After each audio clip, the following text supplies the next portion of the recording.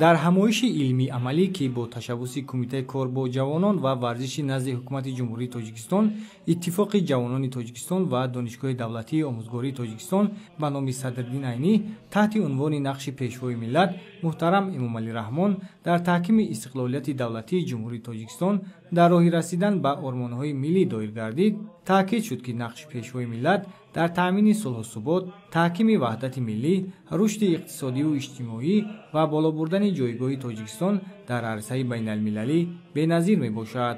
таъкид шуд ки дар даврони истиқлоли давлатӣ тамоми азму талош, ташаббусҳои созандаву бунёдкорона ва нақшаву ҳадафҳои стратегӣ амалӣ гардида ба хотири муҳайё сохтани шароиту зиндагии шоиста барои ҳар як сокини кишвар, таъмин намудани истиқлолияти энергетикӣ, ҳифзи амнияти озуқаворӣ, баромадан аз бомбасти коммуникатсионӣ ва ба мамлакати пешрафтаву саноатӣ табдил додани Тоҷикистон равона шуданд. хушбахтона дар кишвари мо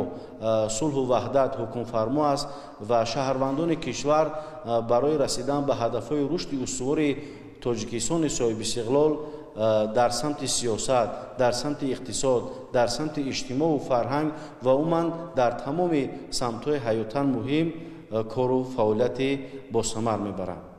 имрӯз миллати шарафманду бонангу номуси тоҷик хуб дарк намуд ки ҳама ин пешравиҳое ки давоми солҳои истиқлоли давлатӣ,